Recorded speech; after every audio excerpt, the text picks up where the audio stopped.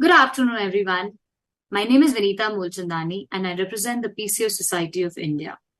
The PCOS Society is focused on creating awareness on PCOS, which is the polycystic ovarian syndrome. The society consists of a large membership of multidisciplinary physicians, such as gynecologists, endocrinologists, dermatologists, and all allied health specialists, such as nutritionists, physiotherapists, etc., who deal with PCOS patients. Vijayata, the winner, is the outreach arm of the PCOS Society, which have been conceived to educate women, regardless of whether or not they have been diagnosed with PCOS. We believe that understanding PCOS is essential for supporting women's health and well-being, especially its impact on her starting from puberty to beyond menopause. The aim of this program is to raise awareness and share knowledge about its causes, risk factors, symptoms, and management. The important aim, in fact, the most important aim, is to dispel the myths surrounding the PCOS. Let me take over from here and tell you what is PCOS. Just give me a minute. What is PCOS? It's an acronym for Polycystic Ovarian Syndrome. 1 in every 5 Indian women suffer from PCOS. I'm sorry, I should rephrase that. 1 in every 4 Indian women actually suffer from PCOS. This is what we've achieved and got to know after, doing so many conferences and so many talks for various medical people, various corporates that we've done. It can occur at any age, starting with the first occurrence of menstruation. The majority of women are diagnosed as PCOS between the age of 20 and 30 years. PCOS is most frequently observed cause of fertility, female infertility. So as you know that this is what we are here to talk about. This particular topic here is Harmonize Your Hormones, PCOS, Nutrition and Exercise. This is what we're going to talk about. And our moderator, Dr. Piya Ballani Thakkar, who is also the founder member and honorary secretary of the PCOS Society. Let's welcome Dr. Piya Ballani Thakkar.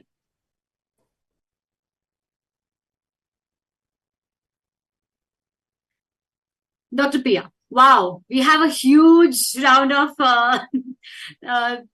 Rita, we can take it. We can skip through all of that. No, I have to introduce you, Doc. No, it's all right. We'll be spending too much time in the course. We'll cut short for We'll browse through it quickly. She's a diplomat with the American Board of Endocrinology, Diabetes and Metabolism, FACE diplomat of the American Board of International Medicine. She's the MD, ObGyn KE with the KEM Hospital, DNB, DGO, FCPS, attachment with consulting physician and endocrinologist at Bombay Hospital, Breach Candy, Dr. Ballani's Clinic, Colaba. Founder member of Honorary Secretary of the PCOS Society. Publications are multiple articles, chapters in journals, textbooks such as Diabetes, Diabetes Care, Indo Trends, Journal of Investigative Medicine. You can just read on and on. And lots of awards for Best Doctor of Mumbai, Top Doctor of Mumbai 22, and Scope Certified for Obesity Management, American Top Physician, fields of special interest. She really likes to talk about women's health, gynec, and endo. Welcome, Dr. Piya, and over to you to the rest of the panelists. Thank you so much, Vinita. It feels good to spend an afternoon doing something as a public health initiative for the PCOS Society to get our lay public today more educated about this, very confusing and challenging topic of PCOS. Today, in order to discuss that, so let me just talk a little about this first. As Vinita started out, PCOS is a public health issue with immense reproductive, metabolic, and psychological issues also as well. And though, as Vinita said, 1 in 4 women have this kind of disorder, 70% of women still remain underdiagnosed. And this is because there are lots of challenges in diagnosis and management. Patients are often dissatisfied. And this is, again, like I said earlier, a lot of confusion regarding these aspects. Big reasons for this are, well, a lot of the PCOS changes that occur in younger girls occur at the time of puberty. It's sometimes hard to know are these pubertal changes, let's say the acne, the irregular menses, are these changes of puberty? Are these changes of PCOS? And that is where there's often a huge delay in diagnosis. A lot of ethnic variations also exist when making a diagnosis. So case in point is, for example, East Asians, like we know, let's say, the Japanese, Chinese races, all of them have very little hair growth, all of us Indian women who are relatively more hairy are so jealous of that variety. And the definition of hirsutism, again, therefore varies from race to race, therefore making the diagnosis of PCOS again harder.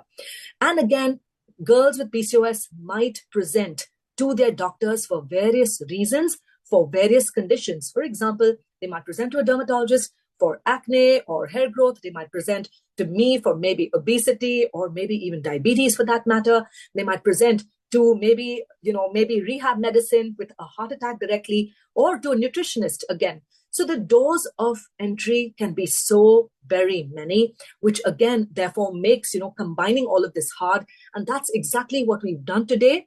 We brought everybody to your door. And that is our esteemed panel. Let's go through the panel over here, Vanita. Next slide, please. Well, in keeping with today's talk, our first panelist for the afternoon is our very own Shilpa Joshi. So she's a consultant dietitian at Mumbai Diet and Health Care, a well-known diabetes educator, vice president of the IDA, and the honorary secretary of the All India Association of Advancing Research in Obesity. She's been a master trainer not only for all of us, but in multiple different courses, the Diabetes Conversation Maps. She's the National Diabetes Educator Program. She was a part of that, the course director from 2010 to 19, trained multiple diabetes educators as well. She's been awarded the STRI Award by Foxy in 2019 and the runner-up recipient of the Wimpheimer Guggenheim's International Essay Award of the Academy of Nutrition Dietetic Foundation on Malnutrition. Shilpa, warm welcome. Always a pleasure to hear you, see you. Shilpa, you are muted. Vanita, maybe have the next slide, please. Thank you. We then have Dr. Sudeshna Ray, who's going to join us just in a few minutes. Sudeshna is an MD and FRCOG, the Associate Director of ObGyn at Jaslok, also with multiple different hospitals like you're seeing, a certified robotic surgeon, a member representative of the AICC RCOG West Zone, and a peer reviewer of the Jogi. She has a special interest in minimal invasive surgery, apart from critical care pregnancy. Again, top doctors Mumbai since the last 15 years with multiple awards, including the Governor of Maharashtra and the Ship people as well. Again, Sudeshna, a warm welcome to you this afternoon. Sudeshna, Thank you very much. Oh, Sudeshna, you're here with us already? Excellent. Yes. Just in time. Well, Aashish, we're here. Dr. Aashish, Contractor, out of TN Medical College, was my senior, just a year senior to me at NIAD. I know him for many, many years now, a postgraduate trainee at the University of Virginia in the US. He's the vice chair of the International Council of Cardiovascular Prevention and Rehab and the certification director of the ACSM in India since 2003. He's the director of rehab and sports medicine at HM and a fellow of the American College of Sports Medicine. In the past, HOD of Preventive Cardiology and Rehab at Asian Heart, and has had the distinguished honor of taking care of the PM, Dr. Manmohan Singh, after his bypass in 2009. And in fact, he sold multiple copies of his book, The Heart Truth, on heart disease prevention. I think everybody needs to have a look at that. He's an avid marathoner, an avid sportsman, a cyclist, and has also raised a charity 1.2 crores for children with cancer. In fact, in 2016, received the Zoroastrian Trust Fund Award as the Outstanding Zoroastrian in Medicine. Aashish, being part of the outstanding speakers, it is indeed an honor to have you today with us. Thank you, Dr. Piya, for that kind introduction. And then finally, we have Aakriti. She's the medical director at AM Derm and Aesthetics, the founder of Derma Decode, a premium scientific skincare brand, a gold medalist from the University of Delhi. She's a former senior consultant at Enhance Clinics and also as a consultant to various skin brands and startups for curating derm products. Aakriti, welcome again to our panel for the day. Thank you, Piya. Thank you so much. All right. Moving on then, let's get started. So today what we have lined up with us is 20 questions. We're going to run through all our panelists. We're trying to keep it small and sweet and simple, just to have some take-home messages for all our audience. We realize that this is a lay audience that we're talking to. We're trying to keep our messages from that point of view very, very straightforward. So starting off with question one, Shilpa, since this is primarily, we're starting off with nutrition over here. My question to you is that Are you today in your practice seeing more and more girls with PCOS? Do you think it's just that people are more aware, or is it just getting more and more in the general population? So both. I do see more and more women with PCOS now, probably also because I'm many more years into practice. So people, they want to come to you later on than when you are very new in practice. But I personally think that prevalence or a number of women getting affected with PCOS might be increasing. And probably the reason is sedentary lifestyle. COVID did not help the situation. And post-COVID, most of people are still working out of home. More women are working out of home. So, physical activity has gone down. The distance of your table from kitchen has gone down drastically. So while you're in office, you're really away from food.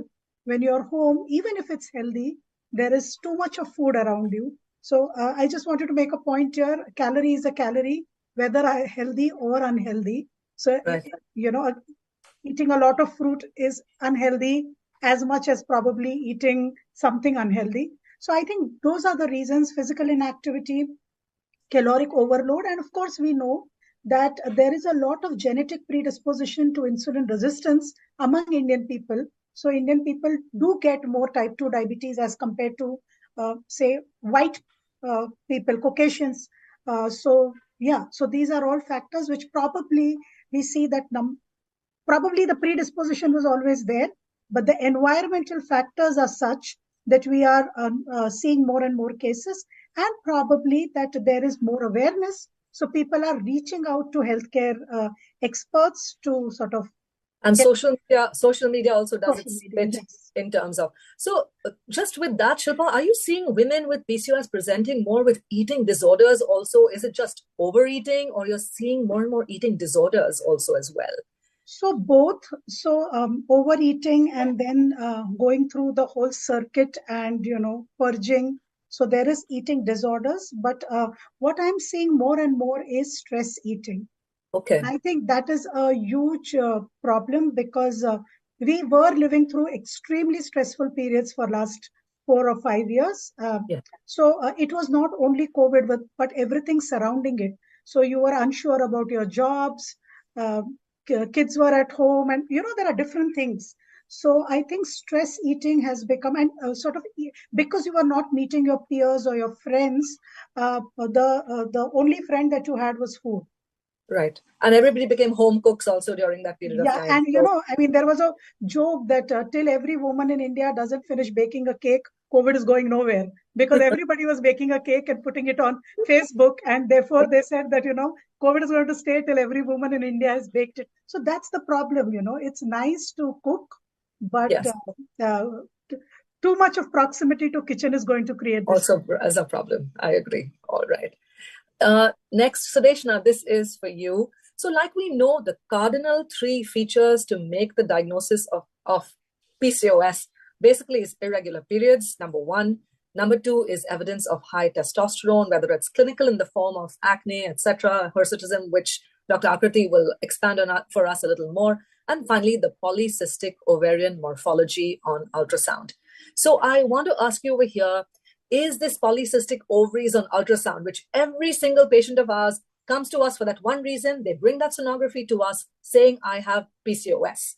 Is this a mandatory finding to make a diagnosis? What is your impression? And also, while you're talking about this, do explain to us what is the correlation, this hormonal imbalance that we talk about in PCOS. What is going on between testosterone, insulin, just in a very brief, simple manner, if you could outline for us. Right. Thank you. It's a very interesting question to begin with, because that's the diagnosis which the patients understand. Right. Polycystic ovarian morphology. If the ultrasound report says that you have got ovaries which look like polycystic ovaries, that is the diagnosis they understand and they come to us with, and it is our responsibility to correlate whether it's a correct diagnosis or whether it's a false alarm. Okay. So how do we do that is we correlate whether you are having irregular periods, whether you are having excessive need for threading, or the need for all hair removal processes, whether you are having any other features of typical acne or very stubborn acne. Are you struggling with weight? If all the answers to these there are number of questions that the audience will understand that the gynecologist or your gynecologist will ask, just when you go with because it might be an incidental finding. You have done it for a stomach ache, you have done it for something else, and the ovaries look polycystic and you become a polycystic ovarian syndrome. It is not like that. You have to go to your specialist and understand whether other symptoms are there. If your ultrasound is only showing polycystic ovaries, but you're not having any of these kind of symptoms, you're probably not a polycystic ovarian syndrome. However, you cannot ignore the diagnosis. If it is showing a polycystic morphology, you might have a tendency. So then the question is, how do we, tackle this tendency? Is that you have to probably be very mindful of what you're eating, what you're doing as an exercise, and lifestyle. Yes. So that's the main thing. So the diagnostic criteria cannot be done with an ultrasound alone. It has to be correlated with many other symptoms or many other clinical features that we call them. And only then can you be called as a polycystic ovaries exam. And the other very important thing is you cannot also take it as a part of your treatment. For example, while you are an established diagnosis, you have an established diagnosis of polycystic ovary, you have irregular periods, you have a problem with the acne, you have a problem with the excessive hair in the face and body, you're having either problem with the weight, and your polycystic ovaries on the sonography. Now, 3 months later, nothing changes, and you do a sonography, or 6 months later, you do a sonography. You have everything else except that the ultrasound now says that your ovaries don't look polycystic. That does not mean that you have cured that polycystic ovary. Correct. So both the times, ultrasound cannot be the only diagnostic feature. Correct. Or a prognostic, like whether it is getting... And about the testosterone and insulin part, Sudeshna, what is your... Yeah, so it's a very vague term. That's a hormonal imbalance. Basically, what happens is more with polycystic tendency of the patient, we see there is a conversion of the fat in the body into male hormones, and the delicate balance that a woman has between the male hormone. Yes, females also have male hormones, and the female and the male hormone ratio gets a little disturbed, and this gives rise to other problems in PCOS. Also, the mother feature of PCOS is something called an insulin resistance. PCOS is maybe a part of that insulin resistance. I'm sure we will discuss about this. Basically, it is that your body, insulin is a hormone that is produced by the body to digest sugars in the body. So your body is, somebody who's insulin resistant will need more insulin to digest the same amount of sugar. Okay, like for example, if one has polycystic ovaries, one does not, or one has insulin resistance, one does not. The one who does not will need about 100 grams of 100 ml of insulin for 100 grams of sugar digestion. But the one with an insulin resistance will need a 200 ml of insulin to digest the same amount of 100 grams of sugar. So that's a part of this, a little complex, but polycystic ovary is a sort of a byproduct of that. Okay, not all polycystic ovaries will have an insulin resistance, but most of the insulin resistance will have polycystic ovaries as a manifestation. Thank you, Sudeshna. So again, basically from the insulin resistance part, because that's what I kind of see also as well, as Dr. Sudeshna was saying, the root cause over here is the insulin resistance, where insulin does not work as efficiently as it needs to. The whole let's say the barrier in the place being fat, excess fat, which does not allow insulin to work efficiently.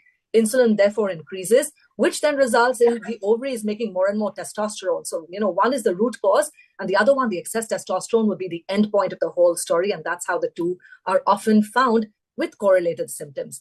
And again, yes, I think the best point over here made today, polycystic ovaries need not be the single important criteria to make a diagnosis. Out of the three criteria, the irregular cycles, the excess testosterone, and the polycystic ovaries, even 2 out of 3 without polycystic ovarian, morphology on ultrasound in itself can make a diagnosis also as well. Anyway, that's a little complex to explain, but I think we've tried to explain our best over here. So Aashish, coming to you over here, what is the goal? What is the benefit of exercising for girls in PCOS? All right, so let's just keep this really simple. There are multiple benefits, but let's put them in 3 buckets to keep it simple. The first is what we call metabolic. So as we know, PCOS is largely a metabolic disease.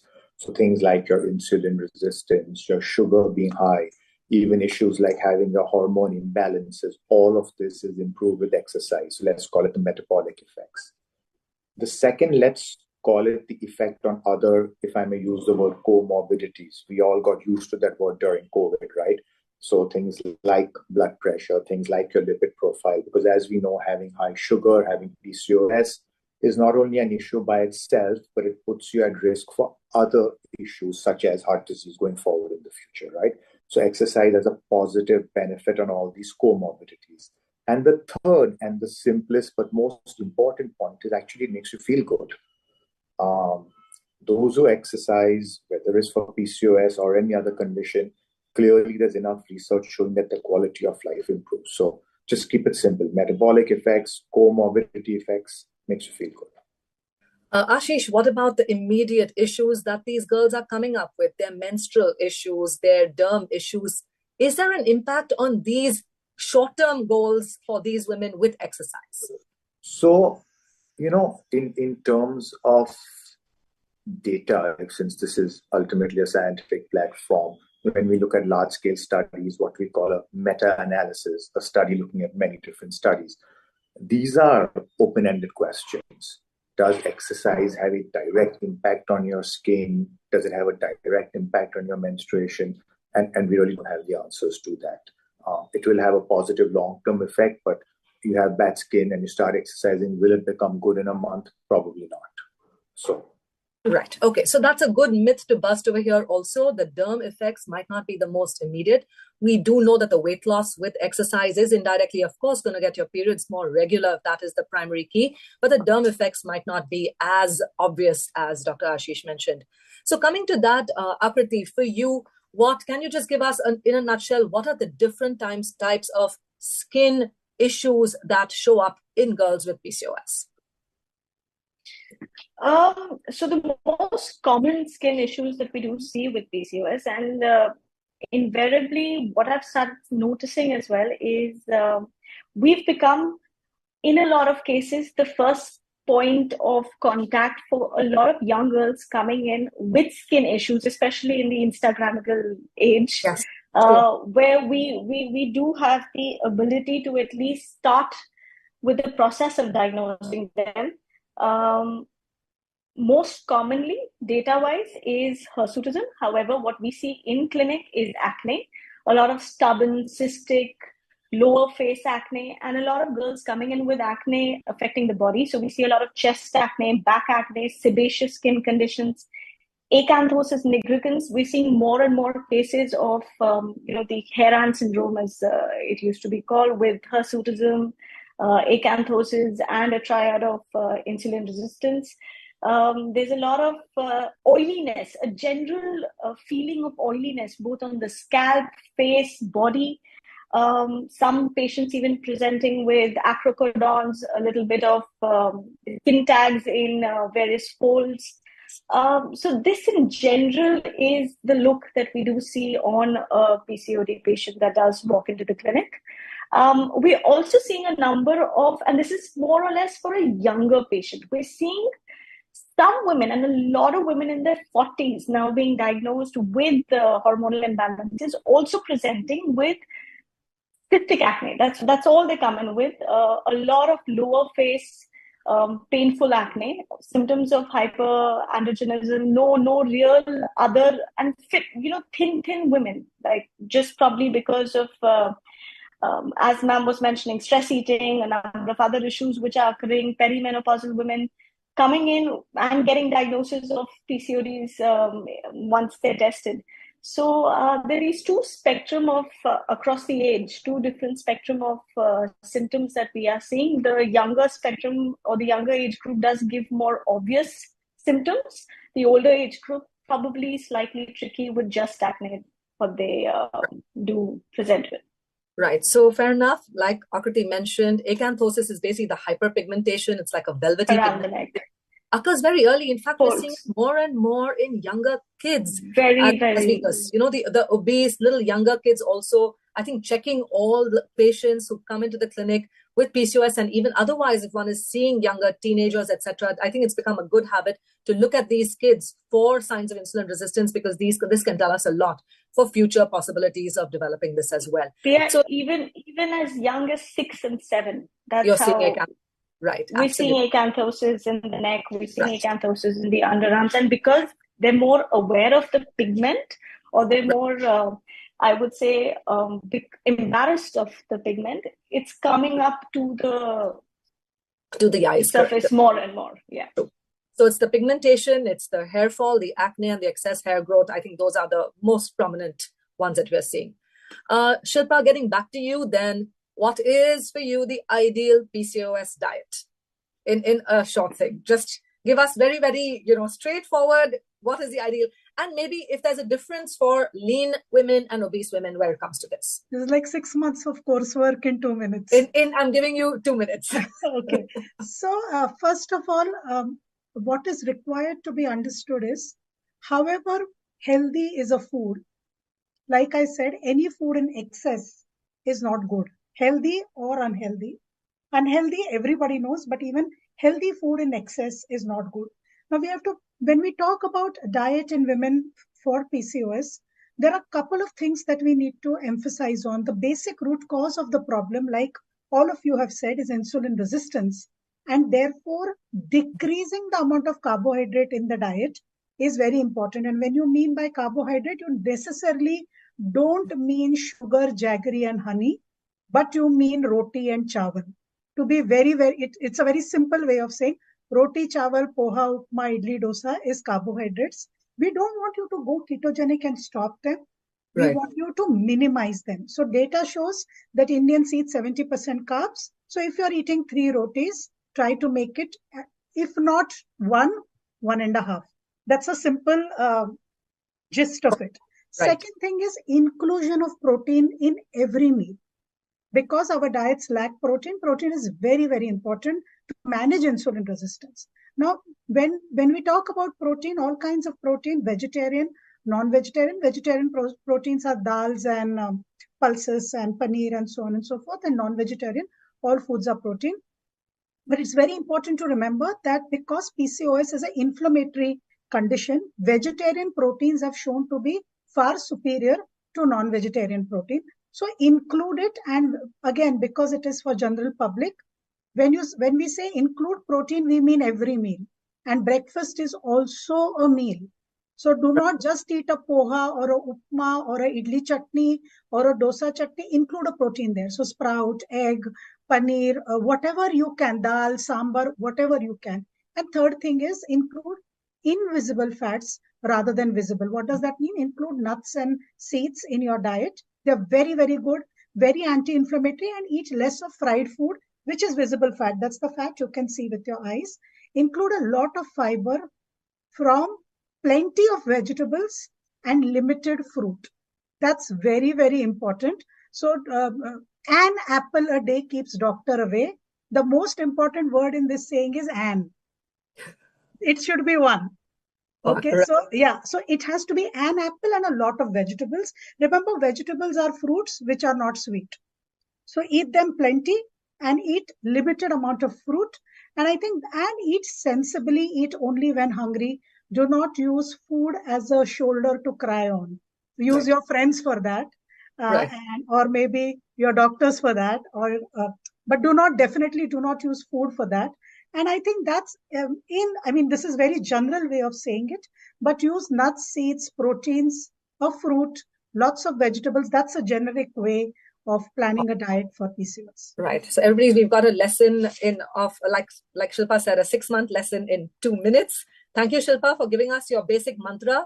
Aashish, your exercise prescription, and again, does this differ in lean and obese people? Okay. So what is the ideal workout? Yeah. So quick answer is there is no real ideal workout.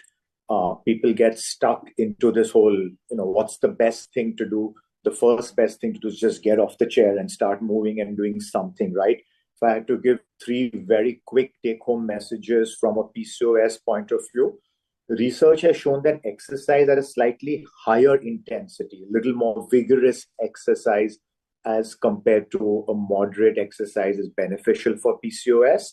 And vigorous exercise could be defined as something a little more than a brisk walk. So a little walk, jog, pushing yourself a little bit harder. Keep in mind that you should develop a good baseline before you pump up the intensity, all right? Resistance training, strength training, again, has shown to have very positive effects. And women have there's a sort of myth that you need to stay away from resistance training and it'll sort of, make you manly, etc. That's not true. So strength training or resistance training about twice a week is helpful. And third point to remember is that exercise is very beneficial for you, even if there isn't weight loss. So today our weighing scale becomes the judge and jury for everybody, and we base our happiness on that number. So, when you exercise often, you may not see a significant drop in weight, but you're still getting all the metabolic and other good benefits we spoke about. Right. Thank you for that very concise answer. I think all of us have to stick to that to get through our 20 questions. Sudeshna, a lot of our kids, they don't understand what is a normal menstrual cycle. So what is the definition of normal? Just very quickly on that. And in a nutshell, OCPs, good, bad, what is the verdict? I mean, what are the myths and what is the verdict from the point of view of a menstrual cycle control? You're muted, Sudeshna. Yeah, right. The normal menstrual cycle can be anything between 22 to 35 days. So anything which is beyond 35, and if it has to be regular, like every 23 days is also fine. Every 35 days is also considered to be a normal menses. Not like just because it's not happening within 28 days, it is not PCOS. So this is 22 to 35 days that we say as a normal, but it is not normal to have 140, 122, and 135. That is not normal. So every 35 days, every 32 days, every 23 days is also normal, as much as it is, as much it is as 26 to 28 days. So that answers your first question. What was the second question you wanted? That OCPs. I want to know OCPs. Yes. What is the verdict on that? Right. The OCPs are external hormones that are meant to control your internal hormones, to give your internal hormones a reboot. Sometimes the hormonal imbalance is your internal hormonal imbalance needs a little control from the outside so that you can get a chance to reboot your internal hormones. Now, given an OCPL is never given as a treatment. So it will never correct your problem. It will never also create a problem. So that the myth around OCPLs is always that if you give OCPL, that will lead to infertility, which is a very wrong myth. It never leads to infertility. However, it will just arrest the PCOS wherever it is. Sometimes it helps you, that it gives you that time to get yourself in order, to get the exercise in order, to get the diet in order, to get whatever weight changes that you need to do. But don't cling on to the ossipils as the only treatment for PCOS. It is just given to as a temporary kind of a treatment. But the mainstay of the treatment is, along with ossipils, what you're doing. Correct. Absolutely. If you're doing yes, if you are doing it, if you're not doing that and only relying on ossipils, you will definitely go back to the same irregular pattern of periods when you stop the ossipils, and you will feel that my doctor has not given me the correct medicine. Whereas it was never meant to correct it, it was only meant to give you the time to rebuild your system. Right. No, that's a great point. That they have to be used when they have to be used, but one should not cling on to them for all time also as well. And they have to be used. In a nutshell, acne management in PCOS. In a nutshell, the first step would be lifestyle management, whether there's diet correction, exercise, bring that into the routine, loss of weight. 2, probably a referral to you in case of if there is any kind of hormonal intervention that needs to go in terms of anti-androgens or OCPs that need to be started in the patient.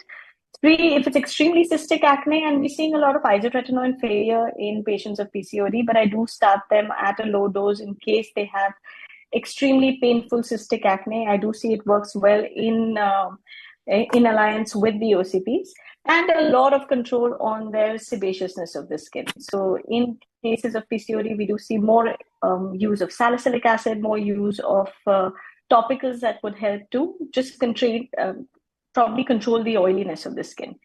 So the oral treatment usually either in the form of anti-androgens and OCPs, add an isotretinoin if it's a grade 3, grade 4 acne, and a lot of topicals. Right. Thank you so much on that. Coming back to you, Shilpa, what is your opinion about all these other diets that we keep hearing about? You brought up like the keto diets and the Mediterranean diets and the Miami diet and intermittent fasting, which is the latest big fad. What is your opinion on all of these? So all diet works. There's a very beautiful, I know this is not meant for, it is not for a scientific audience, but there is a very beautiful article in a peer-reviewed journal which says all diet work as long as you follow the diet. Right. The problem is people start it and then stop it and then start something else, and then it's not going to work. But my personal belief is a good diet is a diet which you can live with. So, you may do keto and then it's so difficult. I mean, for somebody who is leading a busy life, just cooking for keto is a job. Forget eating it. It's just sourcing the food and then cooking it. Your maid is not going to make it. You have to sit and make it yourself. Or, so those kind of things. Even intermittent fasting. If you are a kind of person who can fast for 16 hours and not get a headache and not scream on your children and not fight with your boss, then you are good with it. But Correct. If you're not that kind of a person, you don't have to do it. So my personal belief is sensible eating, whatever, 2 or 3 meals. But the most important part in this is avoid grazing. Right. So bigger problem with people is that they do not eat big meals, but they keep eating every half an hour. Right. And, not always not unhealthy things, but they are eating every couple of minutes, they're eating something else or drinking something else. And that's a huge problem. So all diets will work. Follow the diet which you can live with. Right. So sustainable and snacking is a big no-no. Basically, that is and good on purse. That's also very important. That is also some diets are very expensive. Very, very well said. Superfoods. Yeah, we'll come to that in a minute. Aashish, coming to you then. We all of us, we are those thin fat Indians. We all appear thin, but all of us are hiding that little belly. It's that central weight gain. So why is this fat so hard to lose, and what are your secrets to get away with that? So I'll tell you the secret. It's going to cost a lot of money. Well, we have you for free here today. Oh, okay. So the secret is there is no secret. Oh, that's the secret. Disappointed us. Sorry, Dr. Sudeshna. Sorry, there is no secret. There is no magic pill, as Shilpa has said so beautifully in all the previous snippets. A calorie is a calorie. there is no spot reduction. So if you want to try and lose belly fat, you need to kind of lose fat all over the body. People will genetically tend to lose fat more at the belly, more at the thigh, more at the face, depending on the same way that they put it on, kind of a thing. So unfortunately, if you've got belly fat, you can't do 10,000 sit-ups or crunches and think of it melting away. If overall you lose calories, it will. The other, sorry to say, sad news is that exercise is not a great calorie burner. Okay, it's got lots of benefits, but if you walk 1.5 kilometers, okay, approximately 1 mile, you're going to burn 100 calories. And Shilpa will tell you what will happen in 100 calories, right? Chapati. One chapati, small one. Exactly, and the game is over. So, sorry, there is no magic. You just need to work hard. If you do vigorous exercise, you are going to get slightly higher calorie burn per minute, and it'll probably last a little bit longer through the day. So a little bit of vigorous exercise, throwing in some strength training will definitely help. But otherwise, just there isn't spot reduction. Just put in the effort, and over time, you will get the benefit. All right. So thank you, Aashish, for busting that balloon for everybody, though not the tummy balloon. Coming back to you, Sudeshna. Well, all our patients, day number 1, the mother comes in with her daughter and asks, will my daughter be able to get pregnant? What do you say? What are the treatment options? Well, how do you counsel them at this age and stage specifically? Which age are we talking about? So we're talking about the younger women. And then later on, as they get into the reproductive age, how do you go about? Just very quickly, give us an overview. Right. So my standard answer is 90% of the women conceive without any help, provided you have kept PCO under control. So it will never give you a trouble with fertility if you have kept a good control on it over a period. It's not like you are giving a very tight control for 3 months and then give it loose for 3 months. That doesn't work. That doesn't work for any hormonal upsets. So a consistent control, a good control, it doesn't have to be the best control, a good control of a PCO over a few years will never give you trouble in fertility, honestly. But because we have to give a number to them, I always say that it is almost 90% of them will conceive on their own, and do not worry about conception regarding this. And if at all, now it all depends on if you are really having a polycystic ovaries with irregular periods, with a lot of other symptoms, you cannot just go on trying naturally for a number of years. So you have to be rational. And if she's really having a trouble with fertility, then after, say, about 6 months of trying or a year of trying, if you still feel that you're not able to conceive, then please seek help. Do not, right. If you're already having a polycystic ovaries, which is really giving you troubles, like you're having irregular periods, even with irregular periods, we have seen so many women having absolutely a normal, healthy pregnancy. There are certain interventions in pregnancy that we need to take. That's a different thing altogether. But to conceive, if you have known PCO and you're seeing that they are not very well controlled, and you have tried, someone has tried for a year of good, consistent trying, if it's not happening, please you can see her. Thank you so much. Coming back to you, Aakriti, hirsutism, the excess hair growth, manage it, role of lasers, how they work in tandem, in a nutshell again. For hirsutism, again, if the level of androgens is excessively high, for me, the oral medication of choice here, especially if we've started the patient on a diode laser, would be spironolactone. Probably start them on a low dose, 50 mg, once to twice a day, go up to even 100 mg if need be. I do not see very promising results if their PCOD is not under control. You do have a delay in the hair growth, but there is no long-term effect of the laser in case they don't keep their PCOD under control. And individuals who work hard, bring the levels of hormones down, are on oral medication along with this. The difference between a normal individual is that the number of sessions of laser, especially the diode laser, will be far more, but it's a very gratifying treatment. For most individuals with PCOD, getting rid of the terminal hair, moving a lot of the hair to vellus hair, not having to shave every day, not having to wax every 7-8 days. It's an extremely gratifying treatment. So I do recommend it, but I do recommend it along with both, again, lifestyle choices, a little bit of oral anti-androgens in case they need it, and to keep it away, a lot of maintenance sessions. Right. And like I said, that, just the medications, the anti-testosterone medications, or the cosmetic measures alone might not give us the best results, especially in more severe forms. And so therefore, both of them have to be used in tandem to really get the best results. Correct. So I'm going to go, since we have like maybe just, 12, 14, I'm just going to go through some very fast. Everybody can just give us their points again. Shilpa, for you, superfoods and use of nutraceuticals. Give us now, we're looking at 30-second answers here. 5 superfoods and nutraceuticals, yes or no? I don't know 5. All foods are superfoods again. So you can try nuts, seeds. They are really, really good. There's a lot of data also with nuts and seeds. And again, protein containing fruits. These are great things. Nutraceuticals, well, there are very few. People use them arbitrarily, this and that and other, but I do not think we have enough data on any nutraceutical proving to be the choice of treatment for PCOS. Okay. I think nowadays there has been a little more data about how inositols alongside with metformin. Yeah, but as dietitians, we do not prescribe you don't go into that. Yes. All right. Aashish, yoga, meditation, what is their role today for women with PCOS?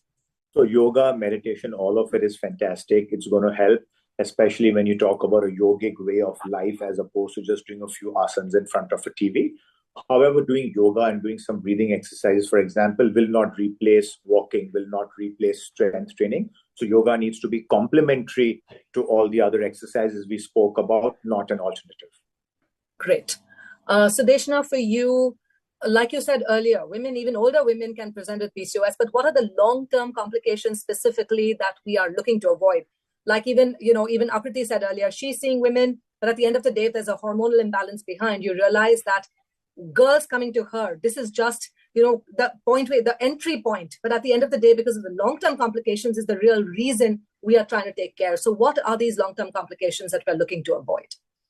Right. Most important, in fact, we are more worried about the long-term complications because everything can be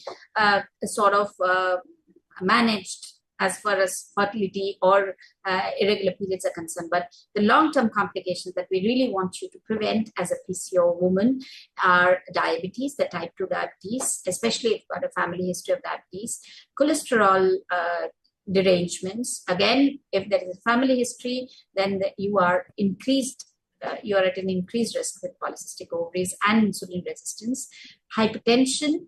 Even if you have very irregular periods with like about 2 cycles in a year, and or even sometimes they have 1 cycle in a year, which is making them prone to endometrial cancer, which is uterine cancer. So these are the main 4 consequences of long term. However, now PCOS comes under that, insulin resistance comes under the metabolic syndrome, which has all long term fatty liver, sleep apnea, cholesterol issues. Everything comes under one. So those are also parts of the complications. For example, people think that my periods have become regular. After the age of 40, periods might become regular. After the age of 35, your periods might become irregular. But these metabolic problems, these long-term consequences can come up at that point of time. They are also a part of PCOS. Just because you have a regular period does not mean your PCOS is gone. They are showing up in a different way. So we have to be very, very conscious about the long-term health and how to prevent them. Right. So the point over here being that, PCOS can present anytime from menarche, from when the periods start, all through a woman's life. The presentation can be very, very different, where early on they might come to Aakriti, let's say, for the acne or the excess hair growth.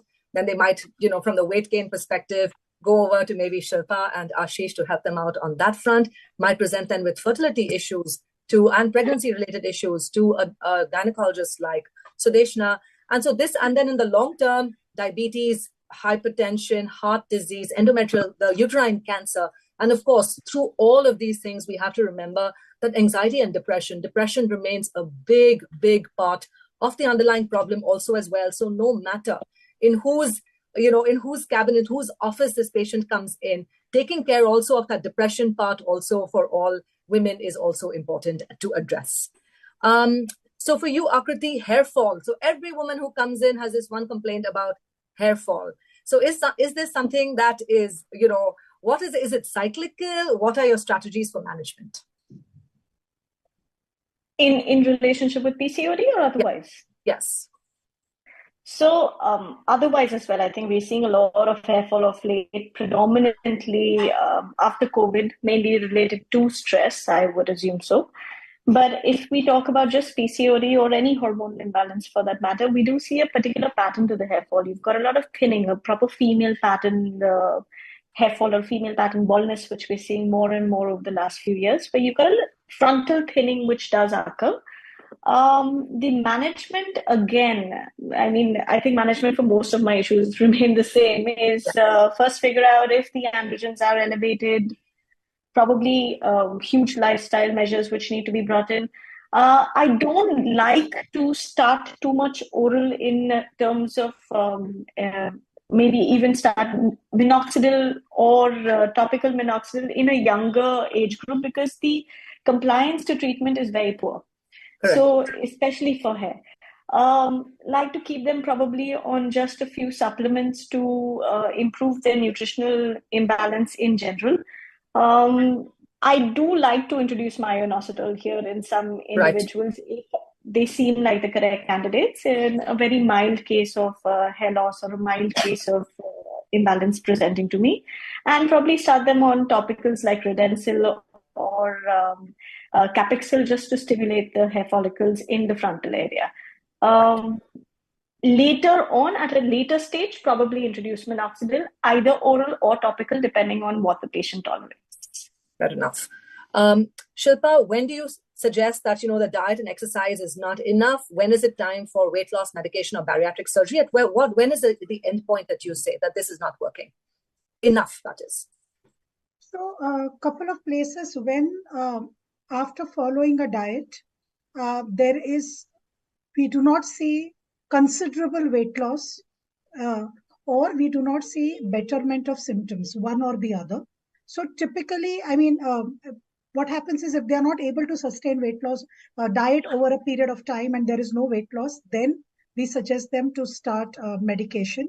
Bariatric surgery is suggested for really morbid obesity or, if their BMIs are really beyond 30, 35. And they also have other metabolic issues. Say they have type 2 diabetes as well, which is, with very difficult to manage blood sugars and so on. But nowadays with so many weight loss medications, semaglutide is there. So, a lot of women are opting, they ask for it. Correct. That even at a much lower BMI, they feel like it's going to enhance the weight loss. Right. So while they keep doing their diet and exercise, this is going to just give them a bigger push and then we refer them to you. No, these semaglutide varieties have taken the world by storm. I think everybody needs to put theirs in these medications. Yes. Ashish, you gave us some bad news about how the tummy doesn't go away with exercise. But in fact, there are some advantages where women with PCOS actually are known to have improved sports performance. Any opinions on that? Bone strength, muscle strength, all of that. Okay, that you're talking because of the hyperandrogenism That issue? Is right. Yes. So, now to be honest, I'm not aware if a group of women with PCOS have been actually studied for sporting performance. Hypothetically, that is possible. I'm sure no lady would voluntarily want to have PCOS so that they could, improve their performance a little. And there are sporting bodies which do not allow you to participate if your testosterone level is higher than someone. Answering the question in another way, can someone with PCOS go and perform well at sport? The answer is yes. All right. I think Sudeshna already answered this for us earlier. Can PCOS be cured? Well, Sudeshna, any words of wisdom on that? Right. PCOS is not a disease. So there's no question of cure. So only diseases can be cured. Conditions can't be. Conditions can be controlled. So PCOS need a control. They can, all these tall claims of curing or reversing PCOS only gets true when you have PCOS with a very unhealthy lifestyle, and with a good healthy lifestyle, you control the PCOS, and you go back to the unhealthy lifestyle, but your PCOS doesn't come back. That is what we call as cure. Correct. Absolutely. When this is not, and that is never going to happen. Correct. So it is a good control that you can have on a PCOS, and because it's not a disease, it cannot be cured. I mean, it doesn't need a cure. Let's forget about the word. Does it? It doesn't need a cure. Correct. Aakriti, your top 3 tips on a skin and hair care routine, or skin care routine, let's say, if we want to tailor that in for our audience today. So I think for a PCOD patient, because invariably the oilinesses or the sebaceousness of the skin is a little more advanced, there are 2 molecules that I would highly recommend, or actually 3, let's put them out there. Niacinamide in the morning for a bit of sebum control. Salicylic, probably in the form of a serum or a face wash. That's where you bring in the active. And some form of a retinol intervention to keep the acne, comedones, and generally just the skin surface in a good space. Apart from that, always sunscreen, moisturizing, and healthy lifestyle again. I guess this is what good skin will be. Fair enough. I think we've reached the end of our questions. We are very, very quickly going to run through the questions. All right. Vinita, if you've gone through the questions, do you just want to... Okay. So I'm just going to go through some questions over here. PCOD, PCOS, and endometriosis. What is the difference? Sudeshna, PCOD, PCOS, no difference. Endometriosis, Sudeshna, if you'd like to elaborate. Yes, it is completely a different condition, but sometimes we do see a correlation. But endometriosis and PCOS are completely 2 different diagnoses. They can be coexisting, but they need a completely different diagnostic criteria. They're different kind of treatment modalities as well. Right. So in endometriosis, one would present with very, very painful. Endometriosis is painful periods, painful sex, and the painful periods is not like a PCOS painful period. Correct. It usually starts and lasts throughout the period, whereas PCOS period pain is mostly 1 day before the periods and lasts just about a day, the first day of the periods. But endometriosis pain can last, sometimes overlast, like the periods have ended, but the pain is still there. So those kind of pain are both. And an ultrasound also would be very clear on all that. Yes. We then have another question over here. For how many months can we take help of the contraceptive pills? Sudeshna, again, that's back to you. Yeah, there's no limit to the this thing. If you feel that you've given a good try for a healthy lifestyle for 6 months, you can be off the pills after 6 months. It really doesn't matter. It just controls the hormones from outside. So the month that you stop the controlling from outside, the next month next 1 or 2 months, your own hormones will pick up. So there is no time limit for it. You can take it as long as you need it. Shilpa, for you, is there some nutrition for improving fertility, for improving the eggs or the sperm quality? Does a millet-based diet work? And how long does it take to show? No, millet-based diet is shown to be extremely high glycemic. So it really doesn't work. While millets are great. So I'm not saying millets are bad. Millets are great. But a millet-based diet is not helping in anything. So first of all, a hypocaloric diet, good amount of protein, a varied diet. Nutritional variability is very important for good health. And therefore, good health of the eggs and the sperm and everything. So therefore, a nutritional variation is very important. Try to eat from different food groups. Don't be restrictive. I eat only bhindi and gobi and I don't eat anything else. Doesn't work in good health.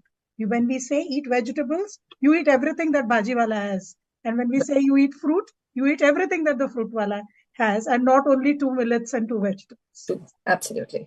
Aakriti, the question here, my daughter's 12, just got her periods. She has hair on her body, more on the hands and legs. Could this be PCOS? So this could just be puberty, to be honest. PCOD-based hair growth is usually seen in a male pattern in which you've got this unwanted coarse hair, more so on the chin, upper lip, chest, and the abdomen. These are the more common areas where you do see hirsutism or hair growth, which would make you suspect of PCOD. Arms, legs, other areas, if the individual has just hit puberty and has growth in these areas, it could just be a sign of puberty. Absolutely. Aashish, this is for you. 25 years old, unmarried, irregular periods, taken treatment, now periods are regular, but struggling to lose weight. What can I do for that?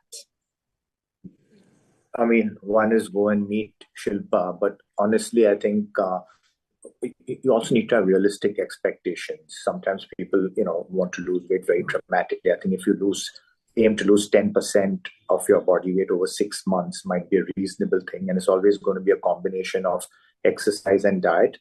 For weight loss, I think the diet is going to play a greater role. And as Shilpa has said several times over, a calorie is a calorie, even if it's coming from a healthy source. So a mistake people make is they eat so-called health food, but they overeat it. So quantity is extremely, extremely important. Right. There is one question, Sudeshna. How does one reduce ovarian size? Well, you don't have to worry about ovarian size.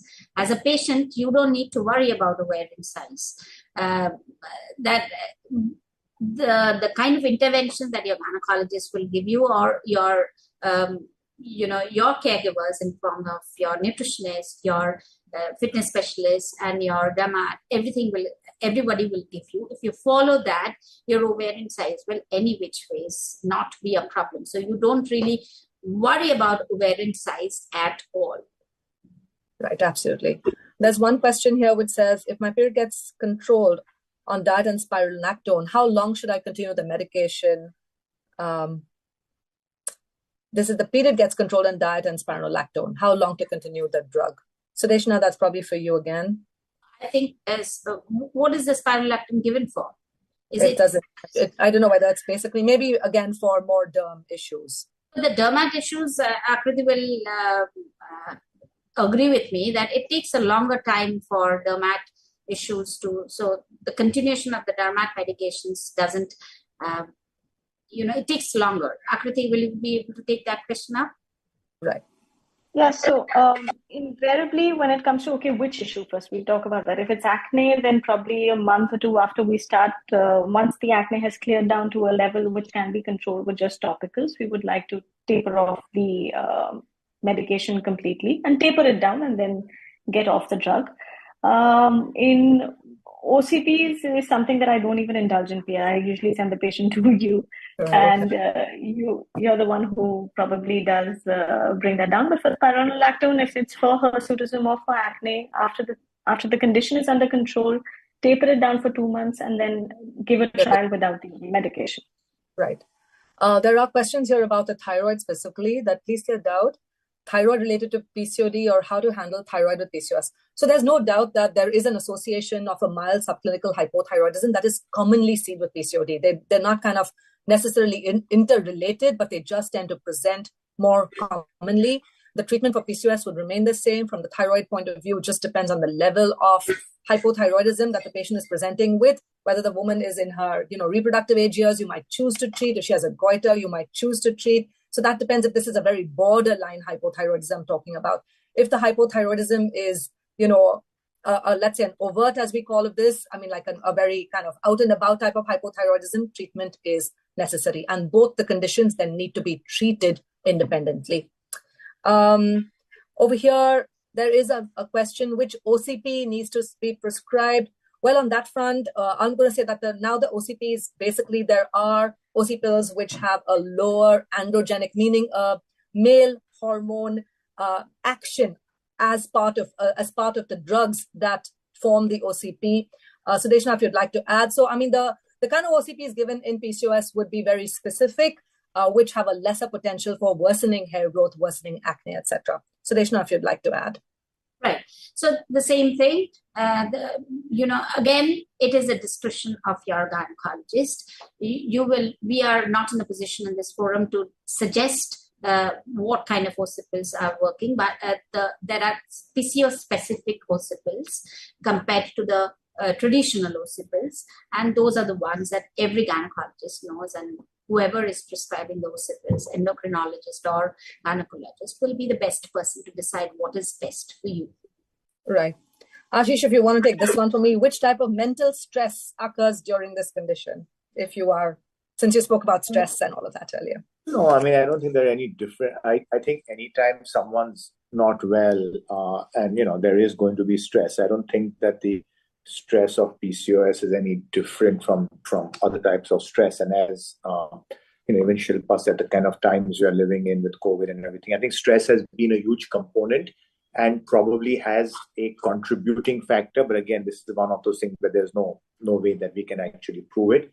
And overall, I think mental health has correctly received a lot of attention over the last 2 or 3 years. I think if people require mental health help, they should seek out professionals. And we need to remove those stigmas that there has to be something very wrong before you actually seek help. So I think the simple message is, if you feel you need help and your stress is becoming distress, go out and seek the help. Yeah, well put. There's a question, how to maintain health after delivery, specifically if I'm a thyroid patient.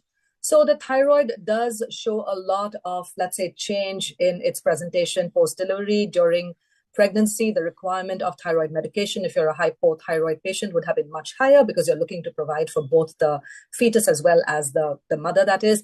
Immediately after delivery, once the fetus is out, requirement of thyroid medication generally does come down, and rechecking thyroid function at that time would be very, very important to readjust your own doses.